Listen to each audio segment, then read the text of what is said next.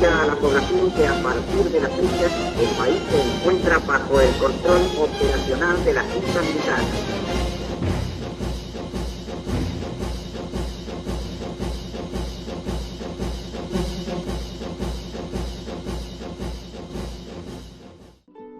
«50 años pasaron desde el golpe militar de Banzer y aún hay mucho que no sabemos, historias y testimonios silenciados.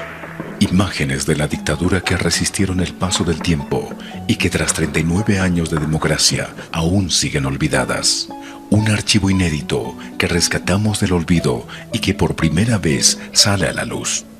Reconstituimos la historia de quienes desde el arte fotografiaron, filmaron, cantaron, escribieron, retrataron la dura trama de esos años y también la de quienes protagonizaron esos días dolorosos». En los años 70 había un ascenso popular. Eran los gobiernos primero de Obando y después de Toses. Era una coyuntura en donde el proletariado minero y fabril tenía un ascenso político e ideológico. Tanto es así que en ese tiempo lograron constituir la Asamblea Popular, que era una especie de germen de un Estado socialista. Y esta Asamblea Popular estaba instalada en lo que es ahora la Asamblea Legislativa. Y volver a aquellos tiempos, volver a los años 70, a los tiempos de la dictadura, yo creo que y ligar ese proceso tan doloroso, tan triste, pero también tan lleno de actos de heroísmo de nuestro pueblo, de la gente, de los militantes revolucionarios, creo que es un quehacer muy importante, es decir, recuperar primero la memoria de quienes a través del arte quisieron de alguna manera plasmar el sentimiento de un pueblo para hacer frente a la dictadura, para enfrentarse a la dictadura desde el ámbito del arte.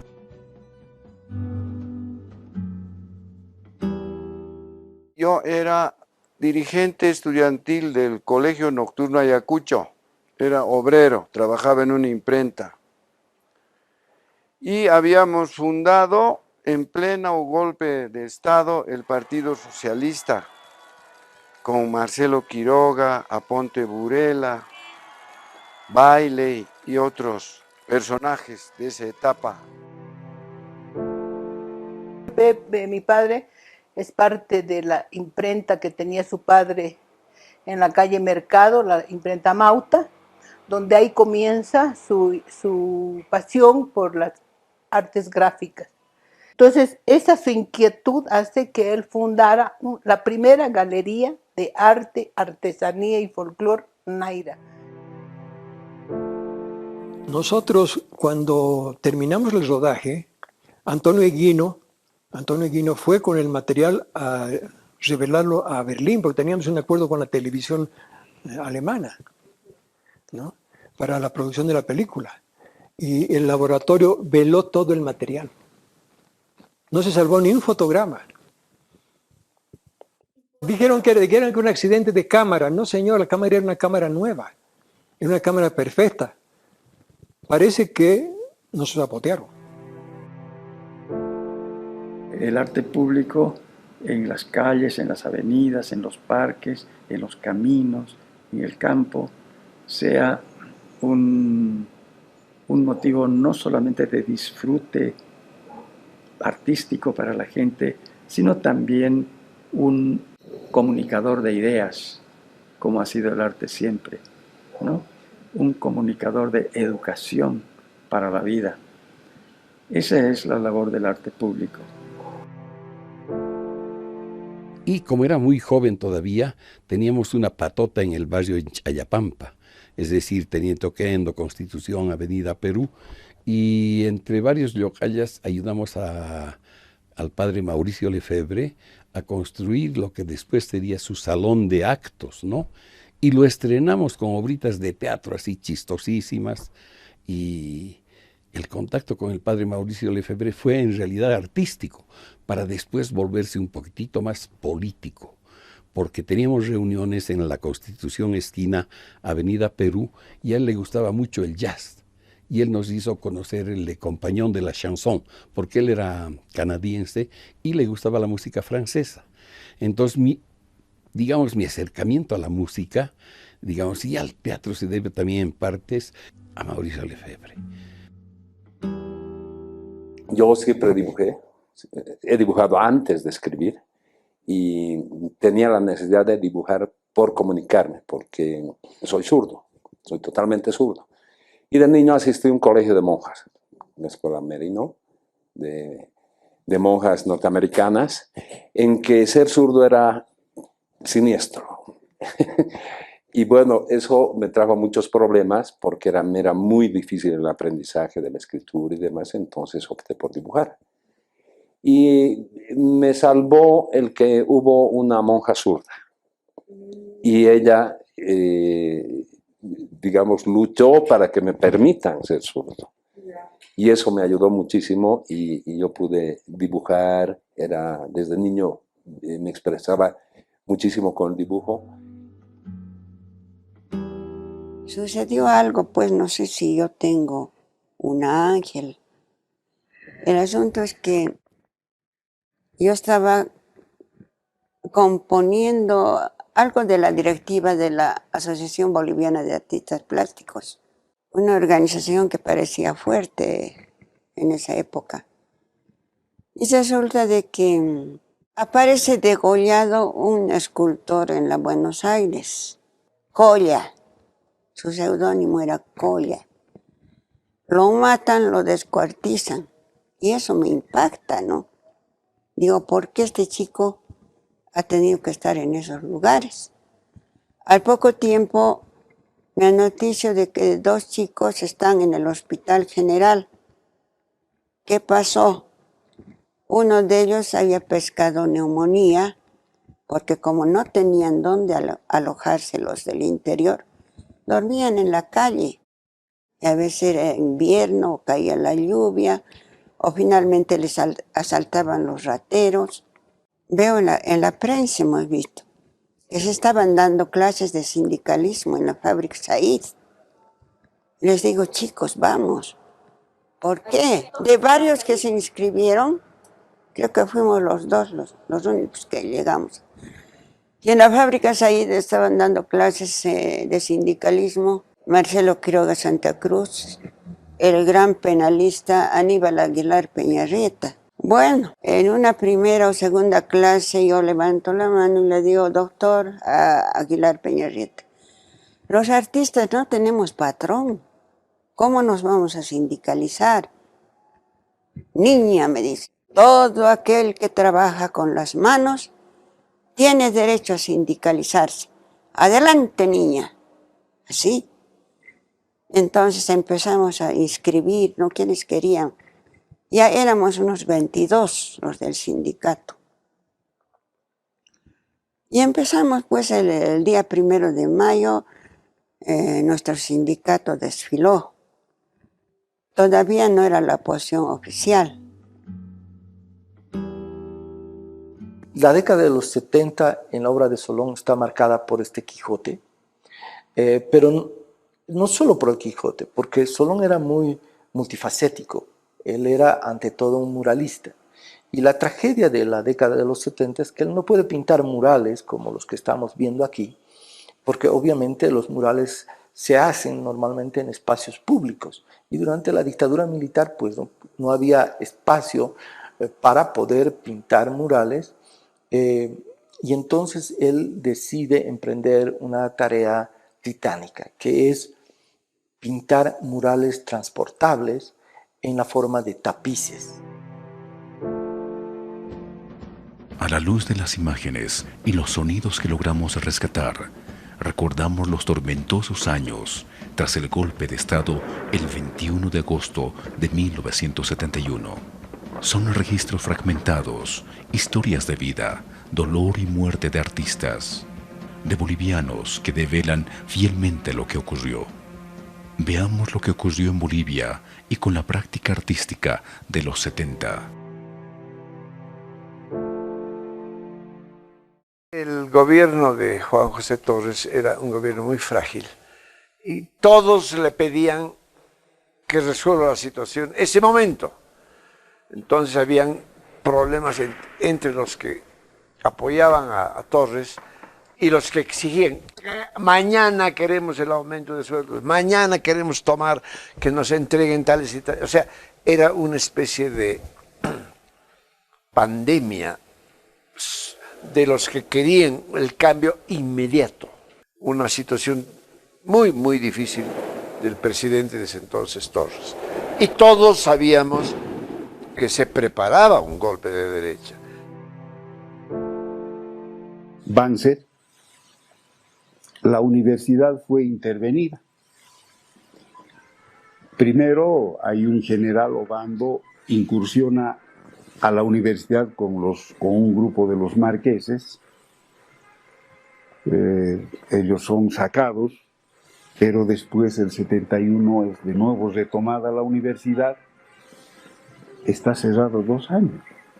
Pero es más, los rectores son nombrados con decreto y son coroneles y generales.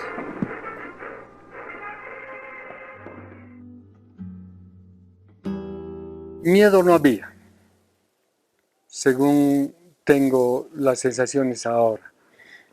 Miedo no había, pero sí había una especie de presión que se sentía, y no solo los artistas, la gente en realidad, en su generalidad, tenía un temor. Y el temor se vivía diariamente porque el toque de queda que empezaba a las 9 de la noche hacía que el temor fuera perceptible, perceptible por toda la ciudadanía, en todo el país. Y obviamente, como no había garantías constitucionales, estaban prohibidos las reuniones, las organizaciones gremiales, sociales. Me tomaron preso el año 71 en el golpe de Banzer. El comandante del ejército saca un comunicado amenazante, diciendo que eso es lo que dice el señor Sanginés o el grupo o Ucamao Limitada, en ese tiempo era así, es mentira, es una falsa acusación denigrante del ejército. Yo le exijo al señor Sanginés que se retracte públicamente. Entonces yo le contesté al día siguiente en el mismo periódico. Le dije, señor general, general Acero, le dije, yo no tengo por qué retractarme de la verdad. Nadie puede retractarse de la verdad. Lo que más muestra la película El coraje del pueblo es la verdad. Están los testimonios de las víctimas, de las gentes que han sufrido esa masacre. Pese a que mi padre lo fustigaba mucho porque por ser un hombre de izquierda siempre fue atacado. Mi padre ha sido preso desde que yo tuve uso de razón. Estuvo confinado, él estuvo en Cuati, estuvo en Rurrenabaque, estuvo en muchos lugares preso. Entonces con la Naira fue la época de la guerrilla. Mi padre estaba en una libreta del Che Guevara donde decía Pepe Bayón litógrafo. El golpe de Banzer fue pues un verdadero golpe porque separó todo aquello, ¿no? Ustedes recordarán que por ese tiempo se puso en práctica el Plan Cóndor, ¿no? Y entonces el imperio comenzó, no sé si comenzó, pero continuó, más bien arreció su trabajo subterráneo para desestabilizar estos países latinoamericanos. Yo me acuerdo perfectamente el golpe de Banzer, sobre todo porque, bueno, no había televisión, todo era por radio. Entonces, estoy hablando en los momentos del golpe de Banzer, ¿no? Y claro, no olvidemos que había estado de sitio, toque de queda. Hay una situación que ahora tengo en mi mente y... Perdón. A veces la recuerdo. mi hermano mayor me dice, anda a comprar ciertos productos para la cena. Entonces en Cochabamba había la cultura de la bicicleta, yo tenía mi bicicleta. Salgo en la bicicleta a un almacén que se llamaba el L88, de un señor de una familia de La Rosa, que eran mis amigos de la familia. Y el momento que yo llego ahí, empieza a suceder algo extraño en la ciudad, se apagan las luces, y este señor agarra, mete la bicicleta, me agarra a mí, me mete a su almacén y cierra la puerta del almacén, una cortina metálica, y abre las ventanitas, y vemos pasar los tanques cruzando la ciudad con sirenas, luces que alumbraban a las fachadas de las casas, de los edificios, y estaban rumbo a Tolata. Y esa noche van a Tolata y se da la masacre de Tolata.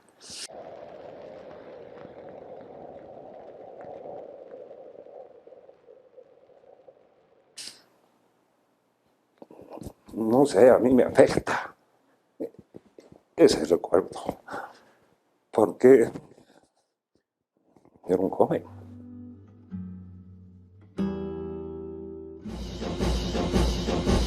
En este escenario se produjo el cruento golpe militar encabezado por el coronel Banzer.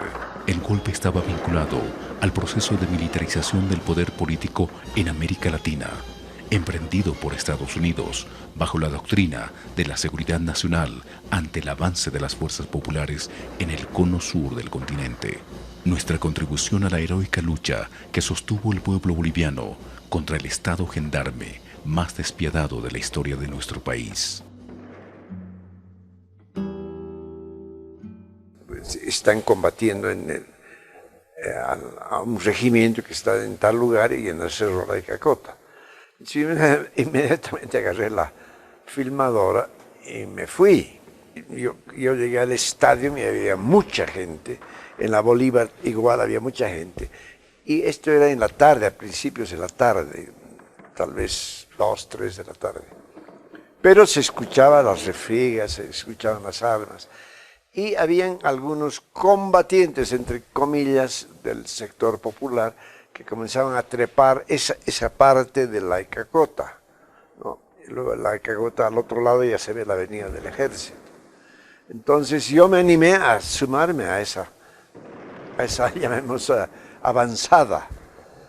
Y de pronto, aparentemente, los militares vieron que había una especie de avance de los defensores de ese gobierno, y las armas de fuego comenzaron a escucharse mucho más seguidas, las metrallas. Claro, yo he echado de barriga tratando de captar con mi cámara todo lo que podía en ese momento. Entonces, por ejemplo, había algunos que se animaban a subir o otros que disparaban. Yo no llegaba a ver a los militares, apenas los atisbaba, pero sí la cantidad de balas y munición que silbaban sobre mi cabeza. Había pues había una refriega, como dije yo hace un momento, muy desigual, ¿no? Muy desigual. Bueno, yo estuve seguramente entre subir el cerro, bajar el cerro, subir el cerro y bajar el cerro por un par de horas, digamos entre 4 o 5, casi estábamos entre las 5:30, y era todavía el fin del invierno y se oscurecía rápido. Entonces yo, en mi entusiasmo, que ya había grabado gente corriendo, un par de tanquetas, pero en el combate de la Icacota yo lo vi siempre a un lado, no me metí al lugar donde estaban los combatientes, y habían muchos que cayeron heridos y muertos, ¿no? Por ejemplo, me acuerdo que ahí nos encontrábamos con muchos amigos y estaba Marcelo Quiroga Santa Cruz con su fusil Mauser alistándose para combates. Todo se decidió alrededor de la Icacota, ¿no? Las tropas ya en la noche tomaron todo. Entonces ya era ya se había consumado el golpe y era ya una derrota. Pues estábamos en el estadio cuando aparece don Juan Lechín, Oquendo creo que es su segundo nombre, y comienza a dar una perorata, sí, que tenemos que organizarnos, patatí, patatala, muy bien, y todo, sí, bravo, Juan Lechín, listo. Se fue Juan Lechín, no pasó 30 segundos y comenzó un tiroteo terrible. ¿Por qué? Porque este es el estadio y es un redondo así. Toditita las casas de alrededor comenzaron a dispararnos. Ahí hubieron bastantes muertos y heridos.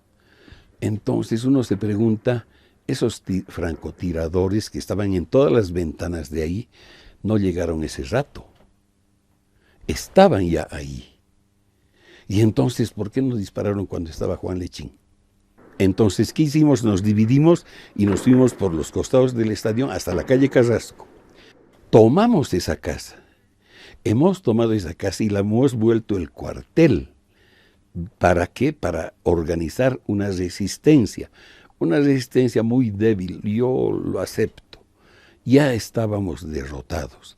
El golpe estaba muy bien montado, porque no era un golpe así de los militares, como todos dicen. No han sido los militares los que han armado el golpe, ha sido la CIA y el gobierno norteamericano, porque con ese golpe empezaba el Plan Cóndor.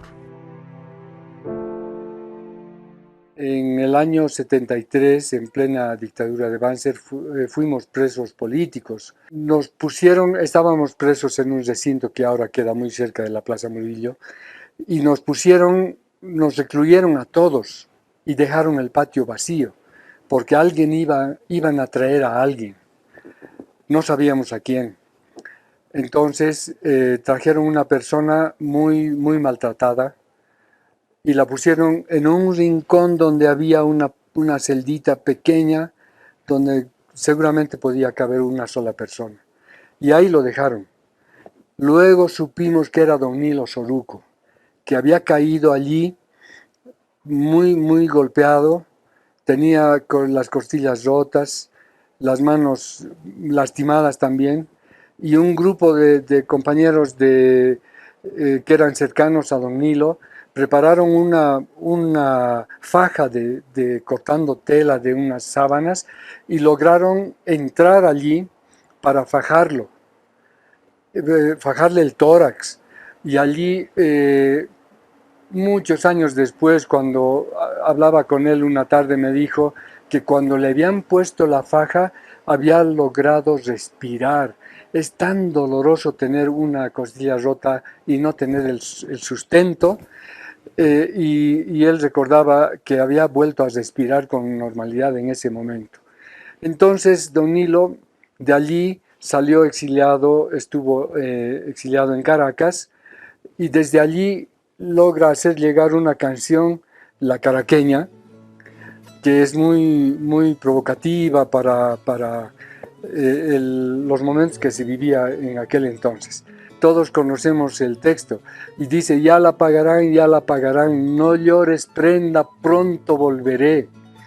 Entonces don Nilo tuvo la virtud de hacer una cueca premonitoria, y además premonitoria en su propia persona, porque luego él volvió clandestino, y puedo hablar de estas cosas porque don Nilo ha fallecido y ya esto no tiene repercusión alguna, pero él volvió clandestino a Bolivia y luego apareció en Tarija, viviendo con consentimiento de las autoridades militares de la época, pero obligado casi a mantener silencio. En esa circunstancia se produce el Festival de la Vendimia, que hasta ahora se realiza, no recuerdo bien en qué mes, y sus amigos le dicen: tienes que participar. Él estaba prohibido de hacer manifestaciones públicas, y le dicen: tienes que participar, y finalmente lo animan y lo llevan a Camargo. Lo llevan a Camargo y don Nilo aparece de pronto en el escenario cantando. Qué lejos estoy de mi ansiedad. Lo que era absolutamente increíble, porque hasta un tiempo antes, hasta un entierro simbólico se había producido, porque salió el rumor de que había fallecido. Entonces él entra al escenario, y estos son sus palabras, porque él lo contó personalmente. Y cantó una copla que había estado inventando en esos días, y decía: reciencito estoy llegando de estar ausente. Ay, lo que han hecho conmigo tengan presente. Y Don Nilo lo cantó.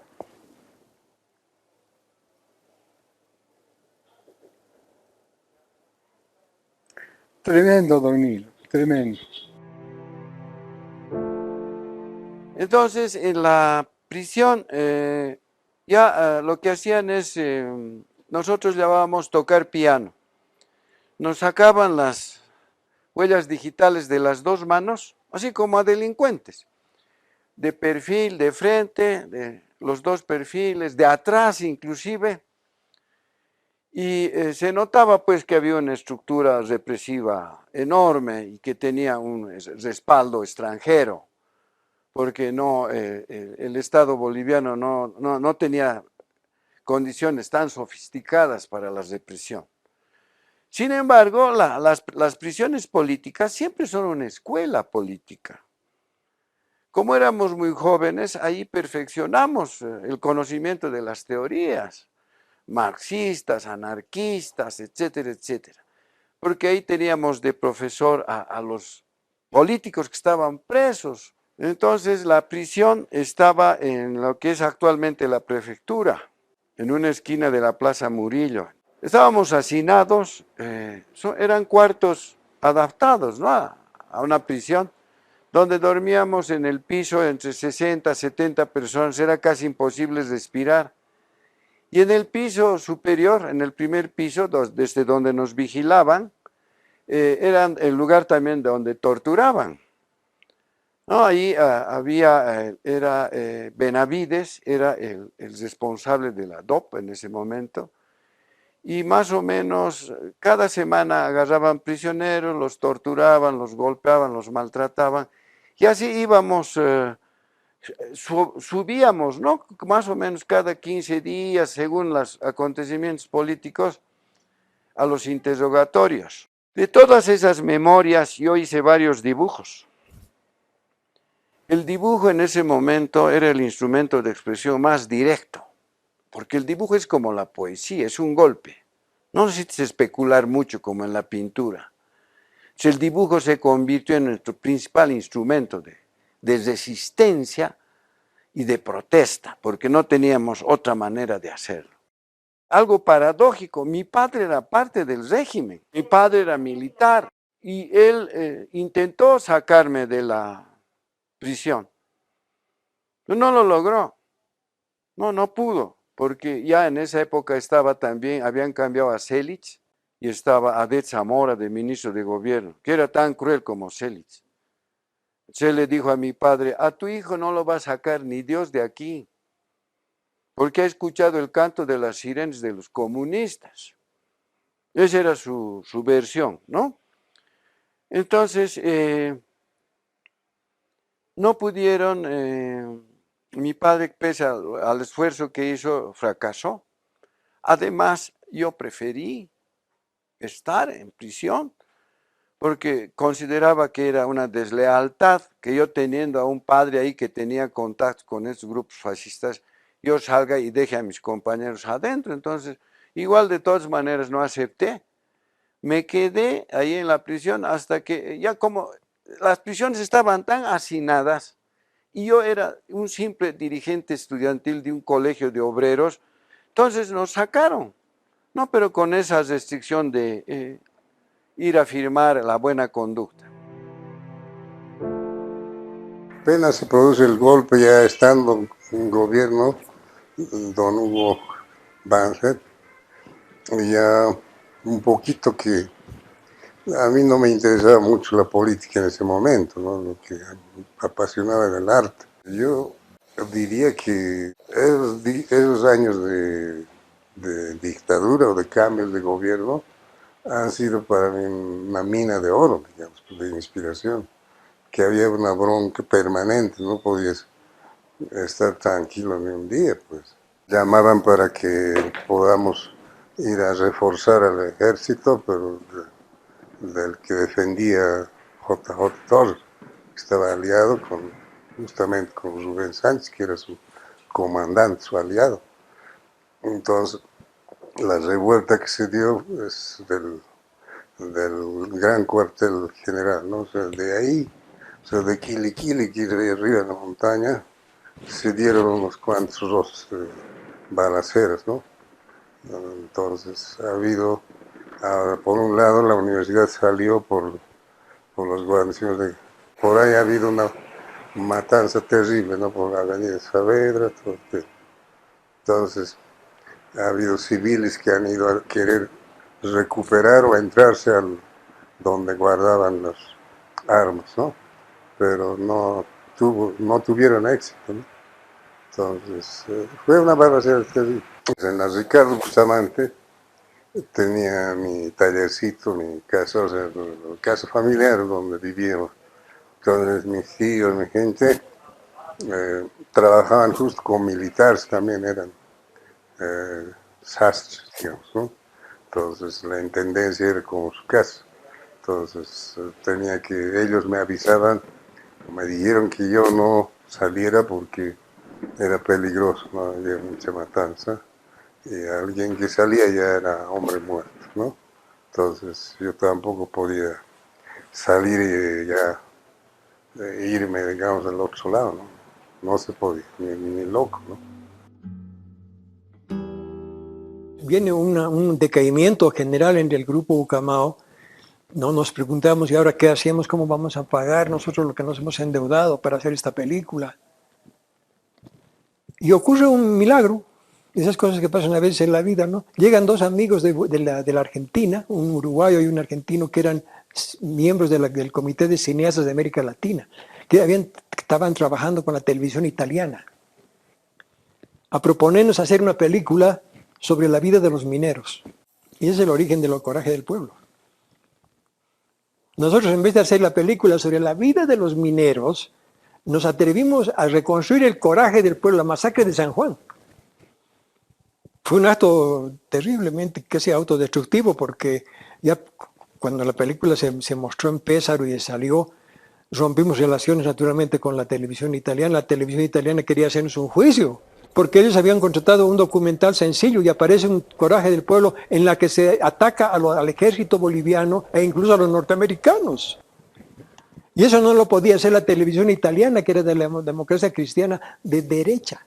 Yo creo que los críticos se desconcertaron cuando vieron en Pésaro la película, porque se estrenó en Pésaro, casi saliendo del laboratorio, escondidas de la televisión italiana, porque la televisión italiana no estaba para producir una película como El Coraje del Pueblo, querían un documental sencillo sobre la vida de los mineros. Y nosotros nos atrevimos, nos jugamos el todo por el todo, haciendo El Coraje del Pueblo. Fue una sorpresa para los directivos de la televisión italiana encontrarse en plena sala de estreno de la película en el Festival de Pésaro con El Coraje del Pueblo, cuando ellos esperaban un simple documental sobre la vida minera. Fue una cosa muy interesante porque hubo una repercusión en la crítica muy grande. No sabían cómo clasificarla. ¿Era una ficción? ¿Era un documental? ¿Era un semidocumental? ¿Qué era esto? Porque los actores son las mismas personas que han sufrido los acontecimientos. Y además lo hacían muy bien. Porque ¿quién va a criticar el desempeño actoral de Domitila Chungari en la película? Ni de Federico Vallejo. Federico Vallejo, por ejemplo, una cosa extraordinaria. Era un hombre de una conciencia política tan grande. Él quería que el público sintiera lo que había sufrido cuando lo colgaron de los pies y lo torturaron para que denunciara a otros dirigentes. Y él reclamaba, porque a mí me daba pena verlo colgado y sufriendo ahí colgado, lo hacía descolgar a cada rato. Entonces él se enojó conmigo, dijo, pero ¿por qué me hacen descolgar? Yo quiero que la gente sienta lo que yo he sufrido. A ese nivel de conciencia había participación de estas personas maravillosas que se jugaron el todo por el todo, porque estaban actuando en un momento en que en siglo XX, todo el campamento del siglo XX estaba controlado por el ejército bajo el mando de ese criminal asesino de Selig, militar. Estaba terminando de montar El Coraje del Pueblo en un laboratorio de la televisión italiana cuando llega la noticia del golpe militar. Nosotros terminamos lo más rápidamente posible la película porque debía presentarse en el Festival de Pésaro, El Coraje del Pueblo. que también es una película políticamente muy comprometida, porque la película denuncia la terrible masacre de San Juan del año 67, ordenada por el presidente Barrientos, bajo presión norteamericana. Porque se intentaba en ese tiempo, se intentaba con esa masacre frenar el apoyo orgánico que estaban montando los dirigentes obreros del país y también los estudiantes, para ver de qué manera podían cooperar a la guerrilla del Che Guevara que estaba actuando en el año 67 en Ñancahuazú. Y como los mineros se defendieron como pudieron, a pesar de que estaba terminando la fiesta de San Juan, la tropa le disparó a la población. Murieron mujeres, niños, ancianos. No se sabe hasta hoy la cantidad de muertos que ocasionó esa masacre. Bueno, esa masacre está denunciada en la película El coraje del pueblo. Está hecha a través de las víctimas, porque no hemos usado actores en la película. Quienes han actuado en El coraje del pueblo son las personas que han sufrido el problema.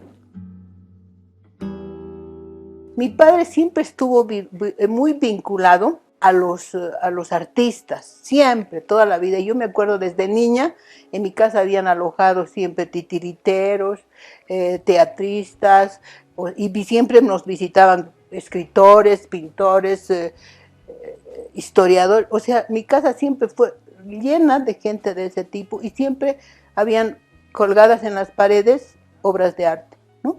Entonces, ahí se inaugura la Galería de Arte Naira.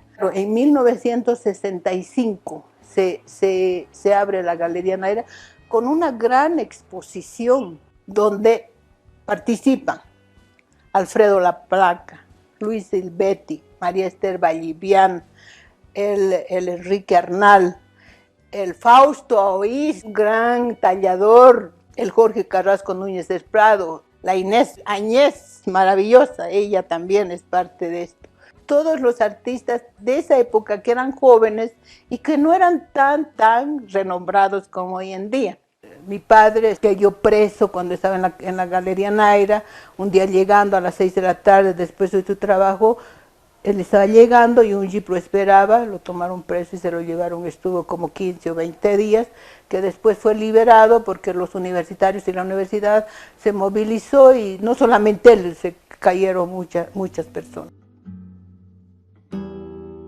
Me fui a Tarija a hacer un mural para un local nuevo que estaban haciendo un poco en las afueras, que iba a ser una facultad de algo que ya no me acuerdo, y entonces ahí iba a ser el mural, iba a hacer un mural en el frontis, ¿no? Y yo me fui a realizarlo porque quería realizarlo con los alumnos, ¿no? Para que quede allá la semilla. Y comenzamos a trabajar, preparamos los papeles para los muros, etcétera, y en eso fue el golpe. Entonces, uno de los muchachos que formaba parte del equipo del mural era a su vez un trabajador y era secretario de Cultura, me parece, de la Central Obrera Departamental. Y era donde yo me alojaba, en la casa de él. Entonces, un día de esos, yo que volvía del trabajo a la casa a las 12, encontré un montón de soldados en las calles, ¿no? Y llegué a la esquina de la casa y me dice un hombre, me dice, no vaya por allá, me dice, porque han ido a tomarlo preso al muchacho en cuya casa yo me alojaba. No recuerdo su nombre en este momento.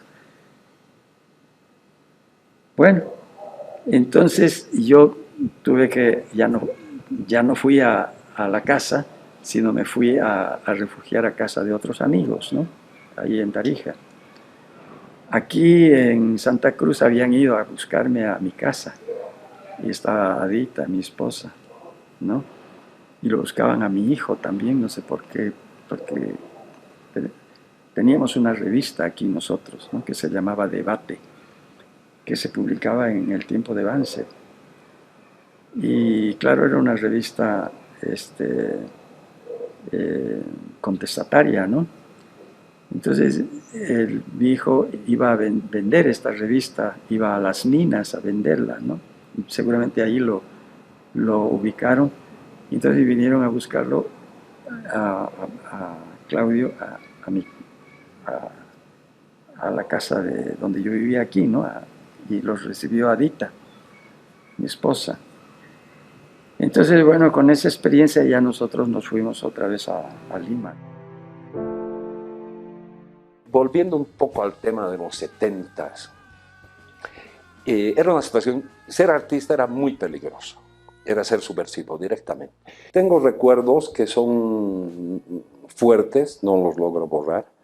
Como la casa era un ambiente de mucha libertad, después del golpe de Banzer, apareció una represión feroz en Cochabamba, porque la señora de Banzer, Yolanda Prada de Banzer, organizó grupos paramilitares, fanáticos cristianos católicos, que eran financiados por la empresa privada, a cambio de seguridad. Entonces se suponía que todos estos jóvenes que éramos, todos pelo largo, era la época de los hippies, era una época en la que, digamos, se estaban dando cambios fuertes, ¿no? A raíz de toda la influencia que hemos recibido de los 68 en Europa, el movimiento hippie en los Estados Unidos, todo eso nos llevó. Y de alguna forma nosotros fuimos agarrando ciertos elementos que nos permitían ser un poco rebeldes. Y claro, a la dictadura eso no le gustó para nada. Entonces de ahí que Cochabamba era un pueblo, en realidad de 300.000 habitantes, era una ciudad pequeña, donde todos nos conocíamos, había grupos sociales muy bien identificados y muy bien definidos, ¿no? Y dentro de estos grupos, pues había grupos muy reaccionarios. Había un grupo que lo voy a nombrar, se llamaba la Legión Cristiana Anticomunista, que era un grupo paramilitar creado por esta señora.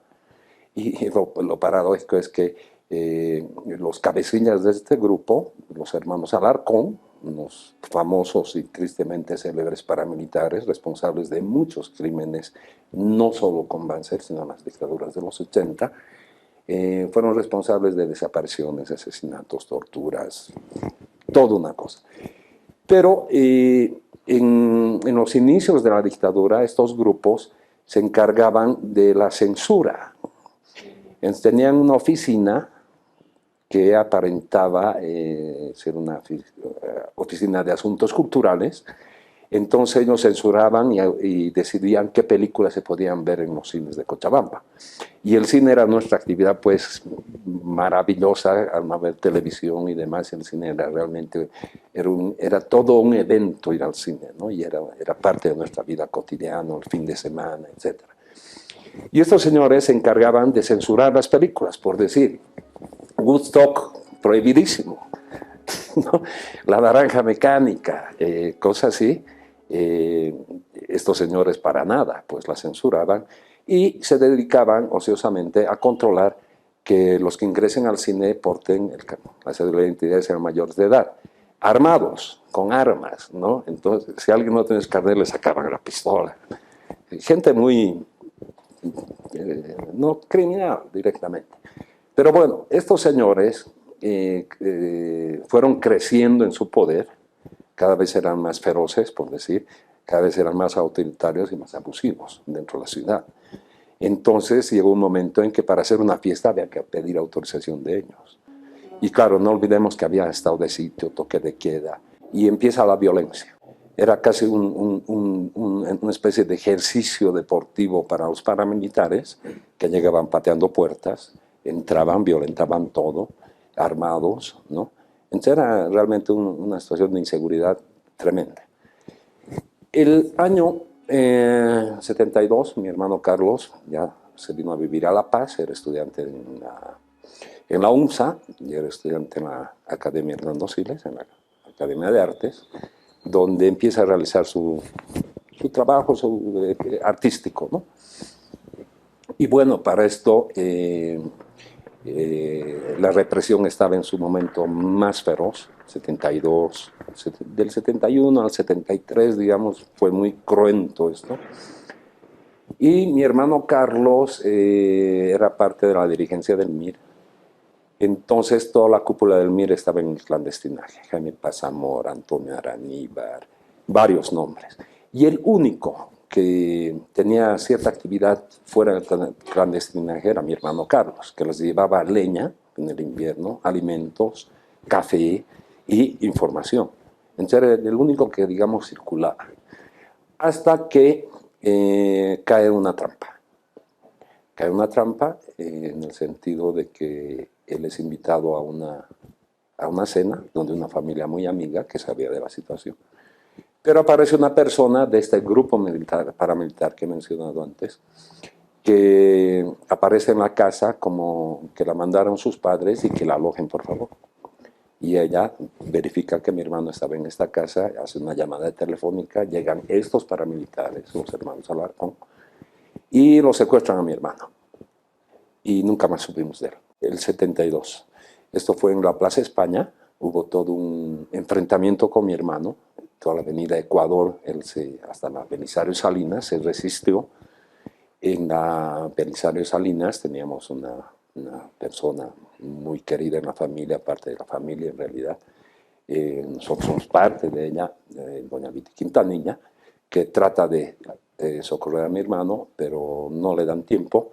Y mi hermano es detenido, es metido a se llamaban los Blancanieves, que eran unos jeeps blancos que eran de la represión, y se lo llevan al Ministerio del Interior, ahí en la Avenida Arce, y listo.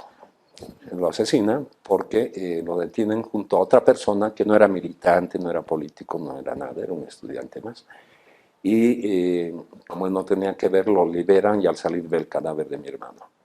Entonces es el único testimonio que nosotros tenemos que afirme sobre el asesinato de mi hermano.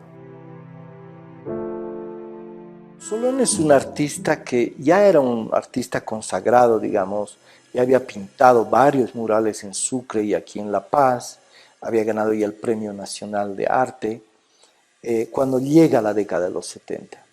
Él era un pintor ya involucrado con los movimientos sociales, con la revolución, pero con la llegada de la dictadura militar ocurre un cambio fundamental, puesto que él pasa a sufrir de forma directa el impacto de esta dictadura militar por la desaparición de el primer hijo de su esposa, Gladys, la desaparición de mi hermano José Carlos, que ocurre el año 1972. Entonces, él, durante la dictadura militar de Banzer, se queda aquí en Bolivia, él no sale al exilio, sino que él recurre a la pintura para denunciar esa desaparición, la tortura y el asesinato, porque nunca más se lo volvió a encontrar a mi hermano, a través de su obra de arte. Desde el año 1972, la obra de Solón pasa a tener yo diría, un involucramiento ya personal, individual, familiar con la historia. Él va a vivir varias épocas, ¿no? varios momentos durante esta década. El primero, obviamente, es el de Los Quijotes y una serie que él la presenta en plena dictadura militar el año 1974, que se llama El Quijote y los perros. ¿Quiénes son los perros? Los militares. Los militares, la dictadura que lo había hecho desaparecer a José Carlos.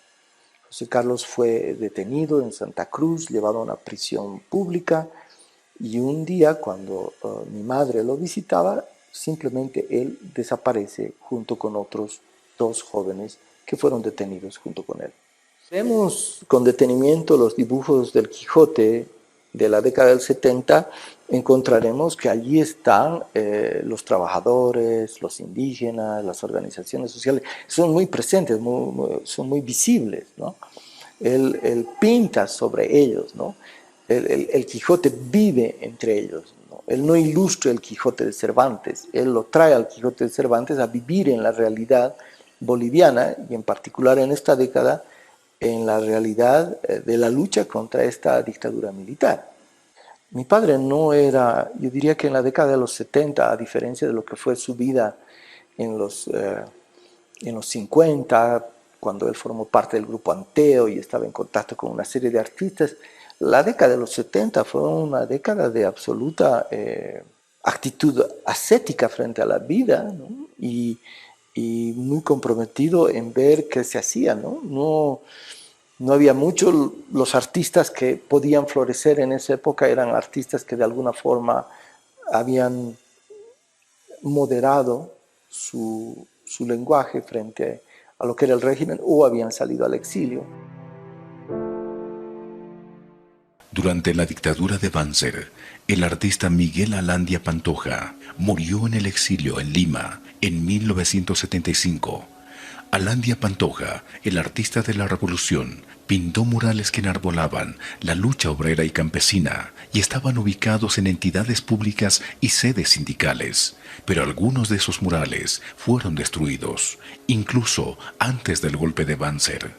En la dictadura del general Barrientos fueron destruidos los murales que estaban en el Palacio de Gobierno y en la dictadura de García Meza fueron destruidos los murales que había pintado en la sede de la Federación de Trabajadores Mineros.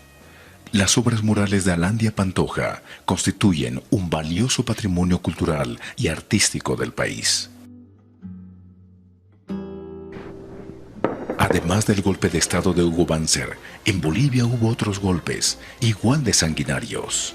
El golpe militar de Natush, en noviembre de 1979, y el golpe de García Meza, en julio de 1980.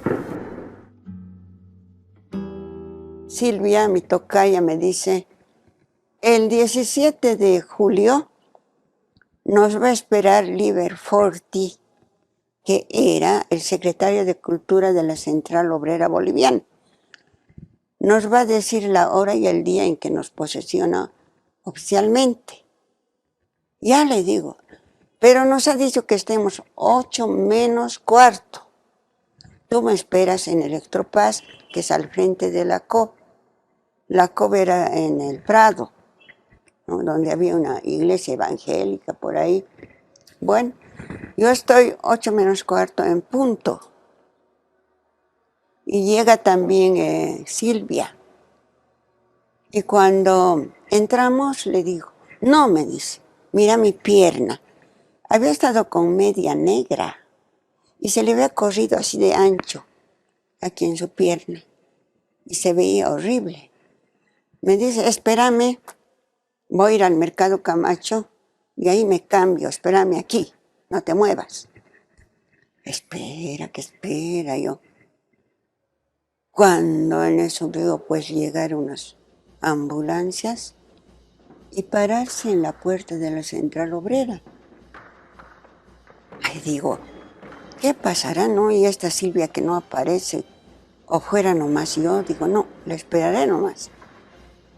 Cuando se amontona la gente ahí, ruido de metralla, y alguien entra a la oficina de Electropaz.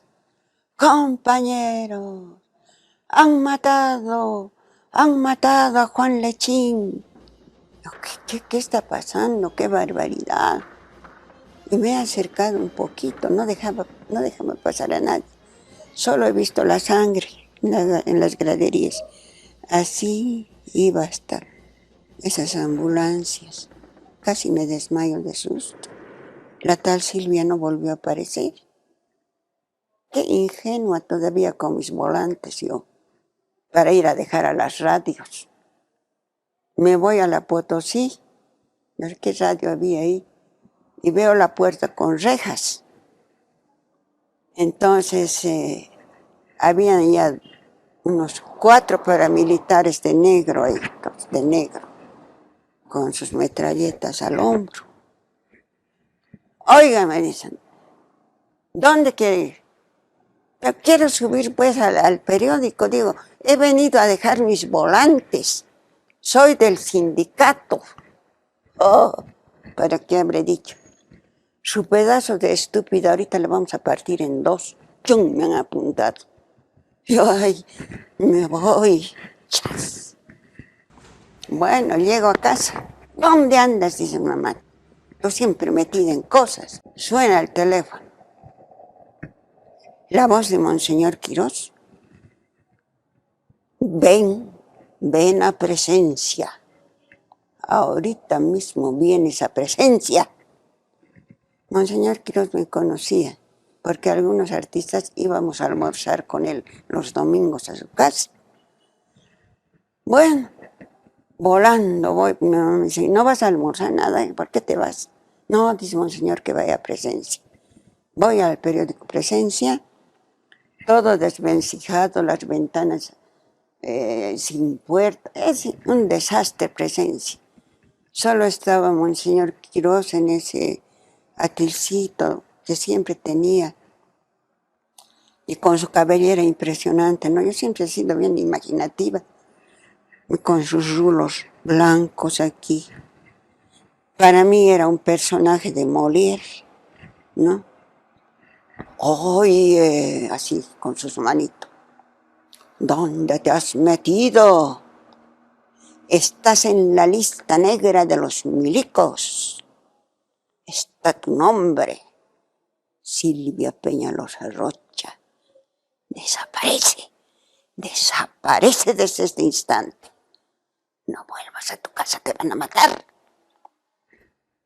Yo que ni tenía partido político, ni sabía cómo eran esos tejemanejes de sindicatos, ni nada, nuevita. Llamo a la casa. ¿Qué pasó? Me dice, mamá, voy a ir a la casa, tengo 2 códigos, le digo, ya. Una vez más fui a mi casa y le dije, mamá, no te vas a preocupar, no va a pasar nada. Nuestro código va a ser jugo de limón y cosas de recetas que tú vas a traducir. Ya, dice mi mamá llorando, y me despide como si estuviera yendo a la guerra. Desde ese día, ya no recuerdo en qué lugar he dormido. Toque de queda, me pesca el toque de queda. Y me acuerdo que yo tenía una tía en la Villa Copacabana. Me voy a la Villa Copacabana. Golpeo la puerta y le digo, tía Emita, ¿puedo dormir esta noche en tu casa? Espera, voy a consultar con Roberto, su marido. Sale y me dice, no se puede, y me cierra la puerta. Ni sabía yo qué hacer. Andaba así bien arrinconada por las calles, desde Villa Copacabana a pie a la ciudad, y me voy por San Pedro, por ahí arriba. Ya era toque de queda. Amaneció. ¿Qué hago ahora? He bajado hasta de Sopocachi un poco más. Y había una tienda, creo, ahí. Y al teléfono fijo llamé, pues. Y le dije, ¿jugo de limón? No, dice, esta vez no voy a hacer con jugo de limón. Me han aconsejado el jugo de naranja. Eso quería decir, no vengas todavía. Ah, pero te va a salir igual de rico. Y habían llamado a casa un tipo con tono argentino, ¿no? Diciendo que quería comprarme cuadros y que quería ir a la casa a ver en mi taller qué cuadros podría comprar. Y mi mamá le había contestado que todos los cuadros estaban en la ABAP. ¿Y dónde es la ABAP? No sabría dónde, le había dicho mamá. Pero dice que llamó varias veces. Ay, digo, ¿qué puedo hacer? Entonces me encontré con algunos que estaban igual que yo también. Y me dicen, hay que salir por aquí, hay que salir por allá. Nada, señor, todo estaba bien vigilado. Y se habían conseguido un tipo que hacía pasaportes, pero sacaba la plata. Y le dije, pues, ¿no? Que me lo haga un pasaporte. Me lo hace, todo bien, le pago en dólares, por supuesto. $300 me pidió. Y el asunto es que agarro el pasaporte, pero le digo, ¿y aquí de qué me va a servir? Yo quiero salir del país. No sé, pues, esto tiene que ser sellado por el CIE, me dice. ¿Qué cosa es el CIE? Servicio de Inteligencia del Ejército. Ah, dije, ya, aquí crepé, voy a ir a la casa. De noche llegué a la casa. Ay, has venido. Me dice, mira mamá, le digo, mira, esto tengo el pasaporte. Voy a ir al cielo, porque Monseñor Quiroz me dice, primero van a agarrar a los grandes, después a los menudos como vos. Y me acuerdo que yo tenía amigos en el Perú, y uno de los amigos me manda, le digo, mira, está pasando esto, bien disimulado, ¿no? Llega la respuesta y me dice, aquí podemos armar una exposición, me dice, del Perú. Con eso más me he ido pues al CIE. Me han despedido en casa, como te digo, como si fuera la guerra para ya no verme nunca más. Llego al CIE, bueno, me hacen pasar, me dicen qué cosa quería, les digo, tengo viaje al Perú, justo en esta época, mire. Dicen, ya, me han sacado fotos, todos ya, me lo sellan. Si usted no vuelve, como aquí dicen, tal fecha, no me va a entrar más a Bolivia. Casi le digo, qué maravilla, papito. Encantada con eso me fui a casa, le digo, alístate mamá, me tienes que acompañar a Lima y después tú te vuelves. Y así me llevó a Lima, pues, mamá. En el aeropuerto me quitaron todo el dinero que tenía. Llegué a Lima, estaban los amigos peruanos. Miguel Camargo, excelente amigo, nos llevó a su casa. Y yo digo, debo tener ángel. Si no hubiese sido la media de Silvia, yo hubiese muerto como un pajarito inocente. 17 de julio, 8:45, en la oficina de la COP. Si no era la media. En el Cecilio Guzmán de Rojas me cortan la luz y me llaman. Yo estaba en el museo y me dicen, te están buscando, así es que ni te aparezcas por tu exposición. Yo quería bajar a mi exposición, ni vayas porque ya lo han cercado. Y cuando mi madre viene y me dice, hijo, no vas a salir, te están buscando, están ahí. Y cuando yo quería ir a ver mis cosas, ¿qué pasa? La cosa es que el director y todos los del museo me dicen, no vaya, Diego, no vaya, quédese. Y me ocultaron ahí, pues. Cuando vinieron los policías, los milicos ahí a buscarme, yo estaba oculto ahí adentro en el depósito. Y ahí decomisaron. Vinieron con caimanes, dice, según yo no sé cómo es. Rodearon el salón y sacaron toda mi obra. Son como 36 obras que me robaron los milicos, que me decomisaron, pues. Entonces era terrible, pues. Esa exposición, ¿cómo se llama este? Carlos Salazar dice, para ver esa exposición había que tener estómago, porque era para vomitar, decía. Era pues dura, era una exposición así, con unos dibujos así bien contundentes. Escapé del museo, salí, me llevaron a así como de derechos humanos, una cosa así. Entonces me llevaron ahí dormí unas como 2 noches, pero después yo regresé a mi casa y escapaba. Cada noche dormía en un lugar así, tenía una novia en esa época, que era policía. Esta policía me llevaba así de un lado a otro. Cuando me revisaban, que no lo estoy llevando, lo estoy trasladando, decía así. Mire, ha sido una aventura muy interesante. Pero después de 8 meses, si no me equivoco, septiembre, algo así me agarraron finalmente, me apresaron. Es que a mi vieja la engañaron, le dijeron, ya tenemos los papeles listos, pero necesitamos fotos, y fotos en colores. Y mi vieja me dice, vamos, aquí al lado hay un fotógrafo, te va a sacar las fotos en colores, y tu pasaporte te van a dar, y nos vamos al Perú, y luego a otro lado. Y me subo al minibús, y en el minibús ya estaban ahí sentados los paramilitares, 2 tipos de civil. Parte el minibús, se sientan a mi lado y me dice, Morales, sí. Ya, entonces nos acompañan, han hecho parar el minibús, me bajaron, ya tenían una vagoneta ahí lista y me llevaron al Ministerio del Interior y ahí me torturaron así duro, así eso es indescriptible, ¿no? Como uno lo manejan, lo humillan, es terrible. Me golpearon duro esa época, duro.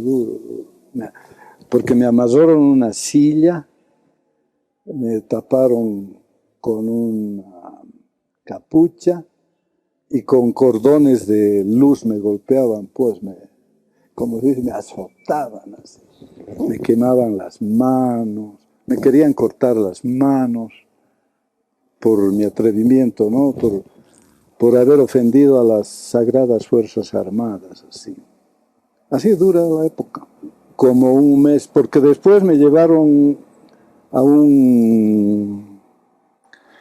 una carceleta de Obrajes, si no me equivoco. No, yo estaba vendado totalmente, pero sé que era una carceleta de Obrajes, porque había una fiesta, hay una fiesta famosa en Obrajes, ¿no es cierto? Por septiembre, no recuerdo qué época es, pero ahí me metieron ahí, esposado, mis manos y mis pies con cadenas, así en un lugar. Tenía que hacer mis necesidades en un balde, entonces olía de mal todo mi cuerpo, así, ay, era horrible, sí, era terrible. Ahí debe estar una semana, sí. Y bueno, una noche llegaron unos tipos, porque era una carceleta normal, es carceleta donde entran los borrachitos. Y bueno, llegaron unos tipos y digo, ¿dónde está el preso? Está dentro. Bueno, lo vamos a amasar, algo así, dijeron. Y el policía les dijo, no van a hacer eso. Y porque la gente se va a enterar, porque va a gritar, así es que mejor no. Ese policía me salvó de eso. Y luego me trasladaron al Alto, a una casa de seguridad que llaman, ¿no? Es una casa normal en Ciudad Satélite, donde tenían sus apartamentos, los milicos, pues tienen, ¿no ves? Hay viviendas así, como de los maestros en filas, así. Y ahí estuve, me golpearon una noche, me tiraron así en el catre de campaña, me estaba esposado, pero estaba más flaco de lo que estoy ahora, pues. Y yo dije, pucha, ¿qué hago? Voy a tener que escapar, hacer algo, pero yo ya no voy a soportar más, dije, ¿no? Prefiero morirme, hacer algo. Y entonces me sacaron, me llevaron a golpear a otro lado, me golpearon y me volvieron a traer, me amarraron al carro. Pero ese rato yo les dije, así hice mi mano y no dejé que la manilla se trabara a pret, sino tenía un espacio. Entonces de esa manera así saqué y tenía planificado escapar esa noche, pues. Y ya digo, ¿qué hago? Pero estaba tan dolido, tan molido, que me dormí y no pude escapar. Entonces mi mano suelta, ahorita llegan, dije, lo volví a poner el diente. Y llegaron en la mañana, me golpearon un rato y se fueron. Se fueron porque estaban torturando a un tipo del LN, creo que era. Y hasta los soldados fueron a curiosear, a escuchar cómo es el morbo, ¿no? Entraron a ver cómo lo torturaban al pobre tipo. Entonces ahí aproveché, saqué y quería salir por la ventana, pero la ventana no era muy grande, cara.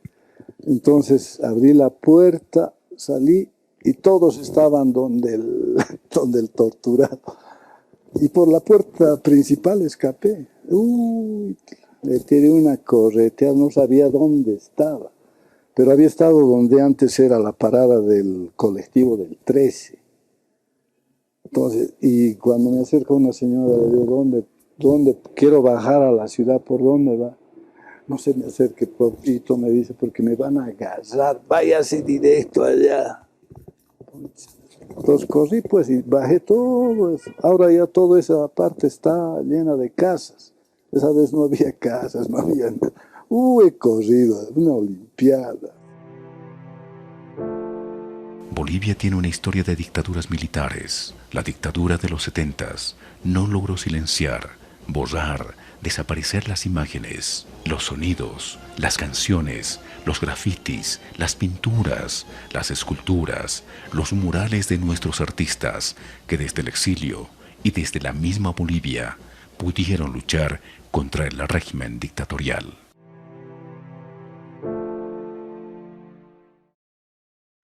García Meza, Luis Arce Gómez, posiblemente, y sus colaboradores habían argentinos, hay que golpear a este pueblo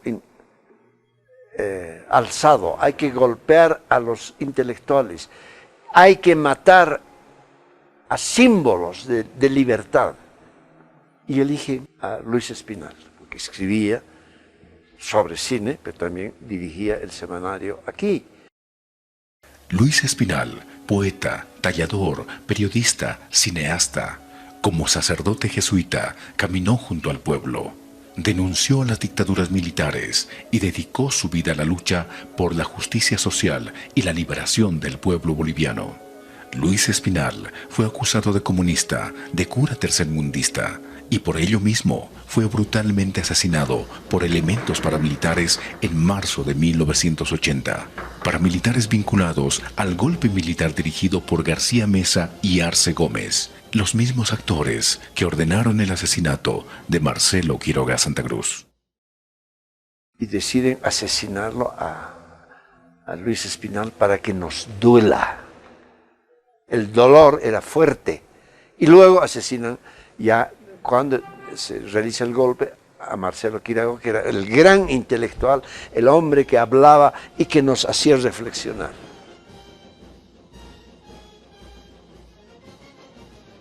Y no es posible pensar, a menos que nos dejemos llevar por la superficialidad y la tendencia a las simplificaciones que no hacen sino confundir la comprensión lúcida que debiéramos tener de la naturaleza de los hechos que vamos a juzgar y de las sanciones que corresponde.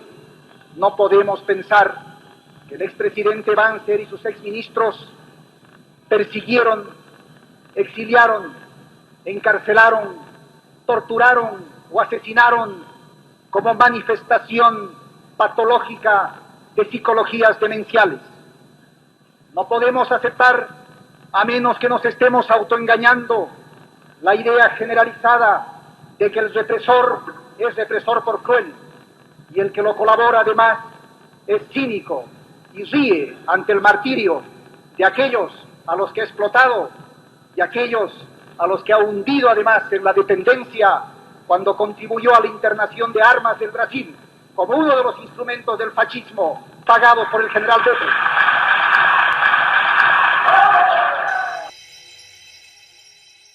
El derecho a la libertad es el derecho más fundamental que tenemos.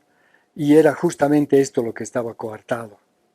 De modo que esas épocas que son tan duras en nuestra historia, merece la pena y creo que vale la pena recordarlas siempre, porque eso es lo que no hay que permitir que vuelva a ocurrir. Nuestro único instrumento eran las artes. Entonces los condenábamos con nuestro arte. Ese fue el punto de partida del nuevo cine latinoamericano. Porque de pronto nos dimos cuenta de que estamos viviendo en distintos países, sin conexión, y de pronto habíamos estado pensando lo mismo. Que queríamos hacer el mismo tipo de cine, un cine de compromiso con la realidad social, con la vida política de los países. Y fue una alegría inmensa encontrar que habían otros latinoamericanos intentando hacer un cine propio, un cine crítico a la sociedad y al mismo tiempo coadyuvante a la liberación de los países. El ser parte de una generación, en mi caso, que viene de la dictadura, de las dictaduras, porque los 80 fue otro tema también muy pesado, nos hace de alguna forma apreciar esto, la libertad de poder hacer arte sin que nadie te esté apuntando con un arma. Un llamado a la Cruz Roja Boliviana. En la calle Rosendo Gutiérrez se requiere de una movilidad de esta institución para recoger al catedrático de la UNSA, Mauricio Lefebvre. Repetimos este llamado a la Cruz Roja Boliviana para que pueda enviar una movilidad hasta la calle Rosendo Gutiérrez para recoger al padre Mauricio Lefebvre, catedrático de la UNSA.